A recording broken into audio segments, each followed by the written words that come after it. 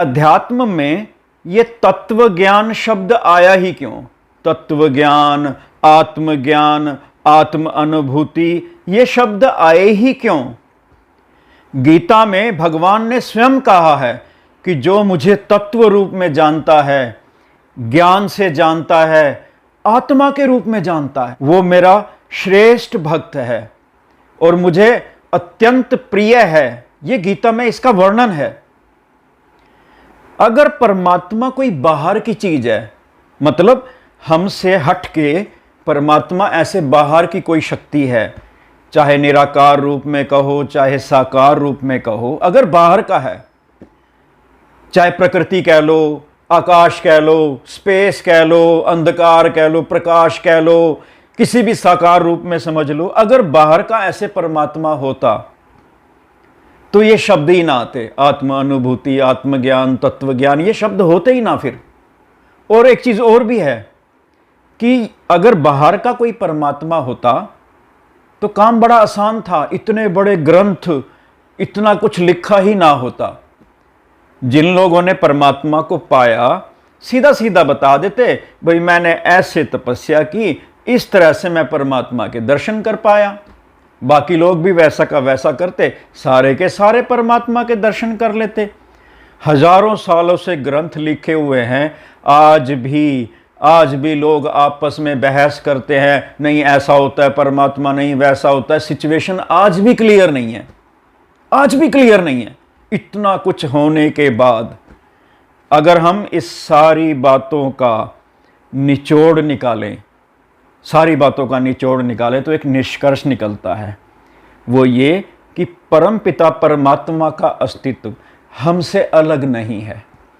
जिस तरह हम सृष्टि का एक हिस्सा हैं, सृष्टि से अलग नहीं है हम खुद, हम सृष्टि में ही हैं, इसी तरह परमात्मा से हमारा अस्तित्व भी जुदा नहीं है। तो खुद का एहसास करना ही परमात्मा का एहसास करना है, यानी आत्म अनुभूति, आत्मज्ञान, तत्व ज्ञान। तभी तो ये आया तत्व ज्ञान शब्द। अब हम समझते हैं कि ये आखिर ये तत्व होता क्या है, तत्व ज्ञान है क्या चीज। तत्व शब्द का अर्थ होता है ऐसी कोई चीज जो स्वयंभू है, अपने आप में है, स्वतंत्र है, किसी और चीज से मिलकर नहीं बनी वो। जैसे अगर सांसारिक दृष्टि से देखें, सोना, चांदी, लोहा, तांबा, ये तत्व हैं, लेकिन पानी तत्व नहीं है। पानी दो तत्वों से मिलकर बना होता है, हाइड्रोजन और ऑक्सीजन। तो जिस तरह से लोहा, चांदी, तांबा ये तत्व हैं, इसी तरह संसार में कुल मिला के 94 तत्व हैं। सारा ब्रह्मांड, पूरा का पूरा ब्रह्मांड इन्हीं 94 तत्वों से ही मिलके बना है। स्थूल रूप से देखते हैं तो हमें लगता है पानी है, ये पानी है बस, लेकिन ध्यान से देखेंगे तो पानी दो तत्वों से, अगर ज्ञान की दृष्टि से देखेंगे तो पानी दो तत्वों से मिला है, हाइड्रोजन और ऑक्सीजन। अब ये जो पानी तो दो तत्वों से मिला, लेकिन तांबा, सोना किसी और चीज से मिलके नहीं बना, सोना अपने आप में है। इसी तरह एक तत्व ऐसा है जो परम तत्व है। बाकी सारे ब्रह्मांड, इवन सोना चांदी भी, ये सारे तत्व भी जो भौतिक दृष्टि से जिनको हम तत्व कह रहे हैं, ये भी एक परम तत्व से बने हुए हैं। उसी परम तत्व को आज हमने समझना है। इस संसार को हम दो तरह से देख सकते हैं, एक स्थूल रूप से और एक तत्व रूप से। स्थूल रूप से देखते हैं तो भाई ये सूर्य है, ये धरती है, ये पेड़ पौधे हैं, ये जीव जंतु हैं, ये संसार है। इस तरह से जब हम संसार को देखते हैं, इसको कहते हैं स्थूल रूप में देखना। जिस तरह से पानी को स्थूल रूप से देखते हैं तो पानी दिखाई देता है बस, लेकिन ज्ञान की दृष्टि से देखते हैं तो वो दो तत्वों से बना है। इसी तरह ये संसार की जितनी भी चीजें हैं दिखने में अलग अलग हैं, पेड़ पौधे, सूर्य, चांद, तारे, ये सब कुछ दिखता अलग अलग है, ये भी एक परम तत्व से बना हुआ है।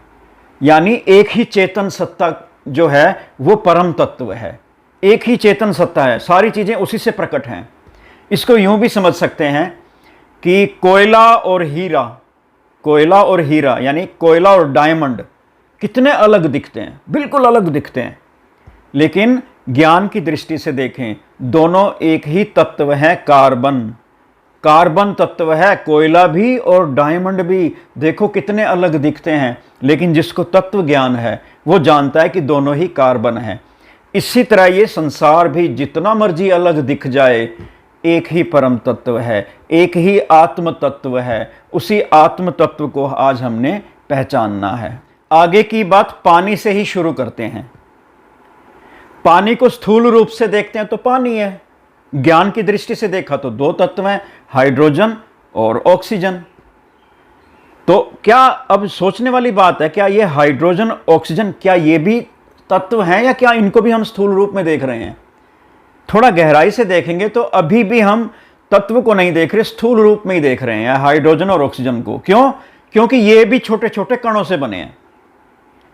तो पानी स्थूल रूप, और थोड़ा गहराई में गए तो दो तत्व नजर आए, हाइड्रोजन और ऑक्सीजन, और थोड़ा गहराई में गए तो वो भी छोटे छोटे कण। अब ये क्या कण भी तत्व हैं? और गहराई में जाएंगे तो ये जो छोटे छोटे कण हैं ये भी ऊर्जा का रूप हैं। ये वैज्ञानिक दृष्टि से साबित हो चुका है। तो ये छोटे छोटे कण भी एक किस्म से ऊर्जा का ही रूप हैं। तो क्या ये ऊर्जा परम तत्व है? नहीं। और गहराई में जाएंगे तो एक चेतन सत्ता है जो कण कण में व्याप्त है, जिसको हम परमात्मा कह रहे हैं, आत्मा कह रहे हैं। तो ये चेतन सत्ता जो है ना, ये है परम तत्व। यानी स्थूल रूप से देखें तो पानी, और ज्ञान की दृष्टि से देखें, तत्व की दृष्टि से देखें तो ये चेतन सत्ता ही पानी बनी हुई है, पानी का रूप लिए हुए है। संसार में इस तरह से किसी भी पदार्थ को हम तत्व की दृष्टि से देख सकते हैं। लेकिन समस्या यह है कि अगर हम बाहर से ऐसे सोच लेंगे ना, भाई ये तत्व है, सोचने से बात बनती नहीं है। ये सारी बातें सबूत के साथ अगर हमें समझ में आएंगी तो जब हम इस आत्म तत्व को यहां अनुभव करेंगे। जिस तरह से हम पानी को तत्व रूप में देख रहे हैं, इसी तरह यहां खुद को देखना, ये स्थूल रूप में देखना है, वास्तविकता नहीं है। ये तो स्थूल रूप में देख रहे हैं, जैसे पानी को देख रहे हैं। वास्तव में पानी अपने आप में कुछ नहीं है, वो तो हाइड्रोजन ऑक्सीजन है भाई। पानी तो हम बोल रहे हैं, वैसे तो है तो वो हाइड्रोजन ऑक्सीजन। और गहराई से जाएं तो है तो छोटे छोटे कण, और गहराई से जाएं तो है तो ऊर्जा, और गहराई से जाएं तो है तो चेतन सत्ता ही। चेतन सत्ता का ही प्रकट रूप पानी था। इसी तरह ये चेतन सत्ता का ही प्रकट रूप ये पदार्थ है, ये शरीर है। स्थूल रूप में देख रहे हैं, बस बाहर से देखते हैं। कई लोग होते हैं ना, बाहर से चीजों को देखते हैं, तो ये हम बाहर से देख के चल रहे हैं। गहराई से जाएंगे तो यही तत्व ज्ञान है, यही चेतन सत्ता है। इस तरह से अगर हम यहां पे ध्यान देंगे, यहां पे महसूस करेंगे, तो हमें सबूत के साथ परमात्मा की प्रेजेंस का सच्चा एहसास होगा, खाली बातें नहीं। एक प्रश्न पैदा होता है, क्या पदार्थ को ही तत्व रूप में इस तरह से देख लेना बात खत्म हो गई? हो गया ज्ञान, हो गया तत्व ज्ञान, हो गया श्रेष्ठ भगत? नहीं, अभी हमने सिर्फ पदार्थ को देखा है, संसार को, स्थूल रूप को देखा है। जब सृष्टि नहीं थी, सोचो जरा, जब सृष्टि नहीं थी, कुछ भी नहीं था, पदार्थ भी नहीं थे, जीव जंतु भी नहीं थे, और बहुत सारी चीजें, कुछ था ही नहीं, न गर्मी न सर्दी, सब कुछ नहीं, कुछ भी नहीं था। अब हम आगे चलते हैं कि संसार में जितने भी पदार्थ हैं, इन पदार्थों के गुण भी तो हैं। जैसे बर्फ ठंडी होती है, लकड़ी में आग होती है, फूलों में खुशबू होती है, चुंबक चीज़ों को खींचता है। कहने का मतलब अनंत पदार्थ हैं जो गुण से भरपूर हैं। चीनी मीठी, गन्ना मीठा, मिठास। तो ये भी तो जब सृष्टि की उत्पत्ति की थी परमात्मा ने, तो जीव जंतु भी बने, पदार्थ भी बने, पदार्थों के गुण भी तो बने। अब हमने ये समझना है कि ये आखिर ये जो पदार्थ के गुण हैं ये क्या है, इनको भी हमने तत्व रूप में समझना है। जैसे पदार्थ को स्थूल रूप में देख के हमने समझा, ऐसे गुणों को भी, जैसे मेरा कहने का मतलब अग्नि क्या होती है और मीठा क्या होता है, पदार्थों के गुण, यानी बर्फ, ये ठंडक क्या होती है, बर्फ जैसे ठंडी होती है, ये ठंडक क्या होती है। तो ठंड को हम जब बर्फ को ठंड के रूप में देखते हैं तो ये स्थूल रूप से देखते हैं, बर्फ के गुण को देख रहे हैं तो स्थूल रूप से देख रहे हैं। इसको भी तत्व रूप से देखना है, यानी इसका भी ओरिजिन देखना है। जैसे पानी का ओरिजिन देखा तो अंततः हम कहाँ पे अंत किया? तत्व रूप में, चेतन सत्ता के रूप में। ऐसे ही ये जो जितने भी पदार्थ हैं इनके गुण हैं ना, अगर हम स्टेप बाय स्टेप पीछे चलें तो ये भी चेतन सत्ता का ही प्रकट रूप है। यानी बर्फ की जो ठंडक है वो भी परमात्मा का ही प्रकट रूप है। जैसे बर्फ पदार्थ है, चेतन सत्ता का प्रकट रूप है, ऐसे बर्फ का जो गुण है वो भी ऐसा नहीं है कि कोई अलग से कोई चीज़ ठंडक है, वो भी परमात्मा खुद ठंडक बनी हुई है, परमात्मा खुद अग्नि बना हुआ है। पदार्थों के गुण भी है ना, वो परमात्मा स्वयं है। तो ये भी तत्व ज्ञान का एक हिस्सा है। इसी तरह से हम और चीज़ों को भी हमने अंत में हमें यही निष्कर्ष निकलेगा कि हर चीज़ परमात्मा ही है, परमात्मा ही चेतन सत्ता है। जो एग्जिस्ट करती है वो परमात्मा ही है, बाकी तो इसका प्रकट रूप है, उसमें ये हम खुद भी आ जाते हैं। अब जरा चलते हैं, जीवों के भी गुण हैं। जीव पदार्थ के रूप में तो जीवों को देख लिया, शेर हिरण वगैरह, बाहर से पदार्थ को तो हमने देख लिया कि तत्व रूप में क्या होते हैं।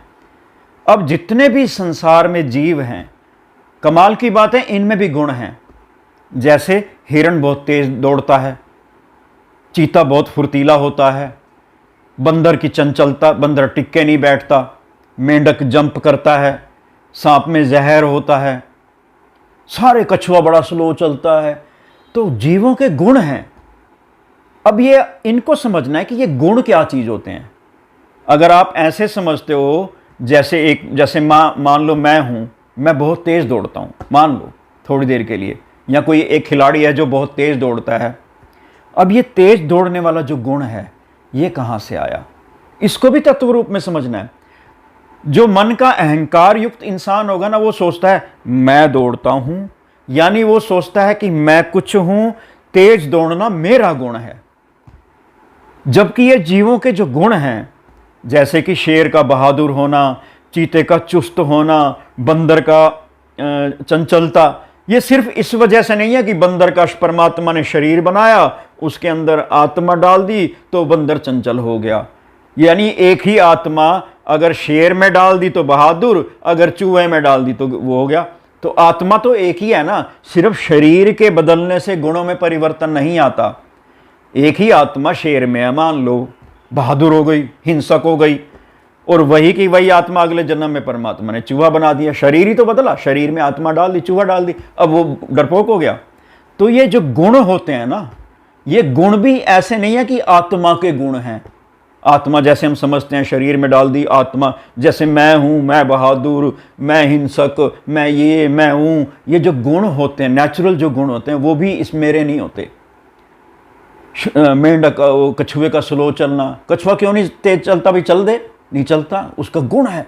तो ये गुण भी है ना, अगर इसको भी हम स्टेप बाय स्टेप पीछे की तरफ चलें तो हम अंततः इस बात पर पहुंचेंगे कि ये गुण भी परमात्मा का ही प्रकट रूप है। तो अभी हमने 2-3 चीज़ें समझ ली। पदार्थ को तत्व रूप में जान लिया, पदार्थों के जो गुण हैं, बर्फ का ठंडा होना, इसको भी तत्व रूप में जान लिया। इसी तरह जीवों के गुण हैं, संसार में बहुत सारे जीवों के गुण, सबके गुण हैं। सांप में जहर है तो कछुआ स्लो चलता है, मेंढक जंप करके चलता है, कोई पक्षी उड़ता है, कोई क्या करता है, नेचुरल गुण है। कोयल की आवाज़ मीठी है। तो ये जो गुण हैं ये भी इस चेतन सत्ता का प्रकट रूप है। तो गुणों को भी हम तत्व रूप में देखेंगे तो ऐसे देखेंगे कि ये भी किसी जीव के अपने गुण नहीं होते, ये परमात्मा का ही प्रकट रूप है, चेतन सत्ता का ही प्रकट रूप है। आगे चलते हैं, हमारे जीवों के इमोशंस भी होते हैं, जैसे हंसना, रोना, उदास होना, चिंतन करना, और भी ऐसे बहुत सारे गुण हैं। सपने देखना, नींद करना, यानी जो इमोशंस हैं ये भी ऐसा नहीं होता कि जैसे मान लो मैं एक शरीर के अंदर मैं आत्मा हूं, हंसना मेरा गुण नहीं है, मेरा गुण नहीं। अगर हंसना मेरी ही शक्ति होती, मैं अपनी मर्जी से ऐसे हंस सकता, हंसने का मेरा अपना हिसाब किताब होता, तो अगर अगले जन्म में मान लो मेरे को किसी उस दूसरे जीव में डाल दिया, कछुआ ही बना दिया, मेरे को मेंढक भी बना दिया, शरीर ही तो बदला, मेंढक का शरीर बना दिया, आत्मा तो मैं वही गई ना अंदर। अब जब मैं यहां हंस सकती हूं, हंसना अगर मेरा ही गुण है, तो मेंढक के शरीर में भी जाके मेंढक भी हंस सकता है, फिर तो शरीर ही तो बदला। तो ये जो हंसने का गुण है, रोने का, उदास होने का, अब मकड़ी उदास थोड़ी होगी। एक सुनसान मकान है, जाले पड़े हुए हैं, उसमें मकड़ी है, मकड़ी कहेगी हाय मैं तो अकेली हूं, छिपकली है मैं तो अकेली हूं, उदास थोड़ी हो जाएगी वो। उदास होना, हंसना, इमोशंस जो भी हैं, गुस्सा, प्रेम, ये सब, ये इमोशन को भी हमने तत्व रूप में देखना है। ये इसके जीव के अपने गुण नहीं होते, ये अपनी मर्जी से कोई उदास नहीं हो सकता, अपनी मर्जी से कोई हंस नहीं सकता, अपनी मर्जी से कोई प्रेम नहीं कर सकता। किसी किसी जीव में हो सकता है ये प्रेम का एहसास ही ना हो, ऐसे भी तो जीव हो सकते हैं, छोटे छोटे वायरस हैं, बैक्टीरिया हैं, इनमें हो सकता है प्रेम का एहसास ना हो। तो ये जो एहसास हैं, ये भी जीव के अपने गुण नहीं है, ये भी परमात्मा का प्रकट रूप है। परमात्मा ने जब रचना की होगी ना, ऐसा नहीं है कि एक आत्मा बना दी, शरीर में डाल दिया और फिर वो आत्मा अपने आप हंसती है, अपने आप रोती है। ये हंसने का गुण, ये भी परमात्मा की कल्पना से प्रकट हुआ है। परमात्मा ने सोचा होगा एक हंसना मैं बनाता हूँ, एक रोना भी कुछ होता है, एक उदास होना भी कुछ होता है, सोचना भी कुछ होता है, इमोशंस, प्रेम, ये भी तो परमात्मा की रचना है। और रचना कैसे की? खुद प्रकट हो गया, खुद इन एहसासों के रूप में प्रकट हो गया। तो इस तरह से इमोशन को भी हमने तत्व रूप में देखना है। आगे चलें तो इंद्रियों को भी तत्व रूप से देखना है। ऐसा नहीं है कि मैं जब किसी चीज को सूंघता हूं तो मेरा सूंघना किस वजह से, नाक की वजह से, ये तो स्थूल रूप में देखना हुआ। भाई नाक से सूंघता हूं, ब्रेन से मैं सोचता हूं, गले से बोलता हूं, ये तो स्थूल रूप का ज्ञान हुआ, बाहर ही है ये। अगर मैं जैसे जिंदा हूं तो ये वहम है कि मैं इस शरीर की वजह से जिंदा हूं, ये वहम है कि मैं इस शरीर की वजह से जिंदा हूँ, दिमाग की वजह से सोच रहा हूँ, गले की वजह से बोल रहा हूँ, ये आवाज़ आ गई, मैं इस शरीर की वजह से आ गई। शरीर अपने आप में ही परमात्मा का प्रकट रूप है। तो अलग अलग जीवों की अलग अलग इंद्रियां होती हैं। तो ऐसा नहीं है कि इन इंद्रियों का स्वतंत्र अस्तित्व है। भाई जिसका नाक होगा तो सूंघ ही लेगा, जिसके कान होंगे तो सुनाई दे देगा। देखना, एक गहराई की बात बताऊं, देखना क्या होता है, देखना क्या होता है, कभी आप इस पर चिंतन करना। मैंने बहुत किया इस बात पर चिंतन कि ये देखना क्या होता है। जो लोग स्थूल रूप से देखते हैं ना, जिन्होंने ज़्यादा ध्यान नहीं किया, वो कहते हैं बाहर जो चीज़ है उसको देखते हैं, बस इसी को देखना कहते हैं, इसमें सोचना क्या, इसमें सोचना क्या। जबकि वास्तविकता ये नहीं है। जब हम देखते हैं तो उसमें ब्रेन का भी संबंध है। एक इंसान है, मेरे जानकार है, उनको ब्रेन में थोड़ी चोट लग गई है, तो उनको दो दो दिखाई देते हैं, पैरालिसिस हो गया, एक आंख से उनको दो दो दिखाई देते हैं, दो दो दिखाई देते हैं। तो देखना, अगर आप समझते हो कि इस आंखों की वजह से है, वहम है। आंखें तो है, साथ में ब्रेन भी है। ब्रेन में चोट लग जाए तो इंसान अंधा भी हो सकता है। आंखें तो थी, फिर कहाँ गया देखना आंखा। अगर आप ये सोचते हो कि मैं हूं, शरीर के अंदर से आंखों से देख रहा हूं, वहम है। देखना भी एक एहसास है, वास्तविकता नहीं। इस आत्मा के कारण देखना, सुनना, ये सारी चीज़ें हैं। तो हमने इंद्रियों का भी अगर हम स्रोत देखें ना, ये भी परमात्मा का प्रकट रूप है। एक ही नाक से, नाक क्या होता है, कुत्ता होता है, मेरे ख्याल से 1 किलोमीटर दूर की चीज़ भी सूंघ लेता है। खाली आप क्या समझते हो कि नाक की बनावट से, इस मिट्टी की बनावट से उसको 1 किलोमीटर दूर का सूंघाई दे जाएगा। अलग अलग तरह की, कुत्ता जीता ही सूंघने के ऊपर है, हर चीज़ को सूंघता रहेगा, अलग अलग तरह की सूंघने को पहचान जाता है वो। अगर आपको लगता है कि नाक की वजह से ये अस्तित्व है, ये सारा सूंघना, वहम है। उस कुत्ते को जो सूंघाई देता है ना, जो कुछ भी सूंघता है, इस चेतन सत्ता के कारण, चेतन सत्ता के कारण उसको अलग अलग तरह की परमात्मा सूंघाने की वो शक्ति देता है।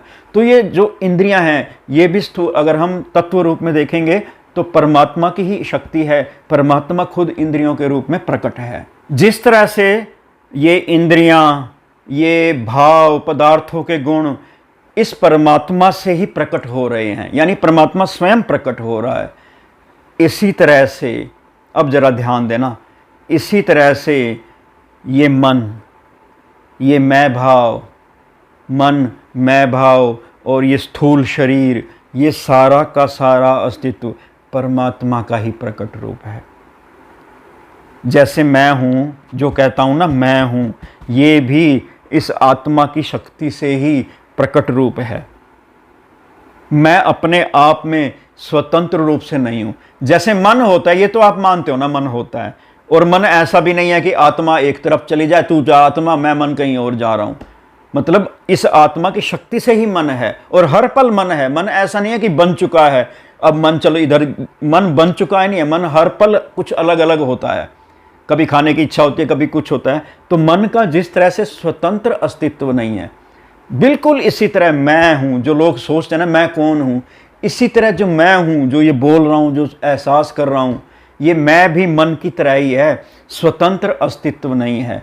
आत्मा के बिना ये मैं भी नहीं हूं, आत्मा के बिना मन भी नहीं है, आत्मा के बिना ये बुद्धि, चित्त, ये सारे भी परमात्मा का प्रकट रूप हैं। कोई भी चीज ऐसी नहीं है जो मैं हूं, मेरी हो। मैं खुद अपनी मर्जी से नहीं हूं, कोई मेरी शक्ति अपनी नहीं है। सारा कुछ इसी परम तत्व से, चेतन से, अगर मैं इस शरीर को हटा दूं, सब कुछ हटा दूं, जो ये शक्ति बची रहेगी, यही तो परमात्मा है, यही तो आत्मा है। इसी से ही तो ये स्थूल शरीर, इसी से ही मन, इसी से ही मैं, इसी से ही बुद्धि, इसी से ही चित्त, इसी से ही सपने, इसी से ही विचार, सब कुछ यहाँ से प्रकट हो रहे हैं। और यही तत्व ज्ञान है। इसीलिए भगवान ने कहा कि जो मुझे तत्व से जानता है वही मेरा परम भक्त है, श्रेष्ठ भक्त है, वो मुझे अत्यंत प्रिय है।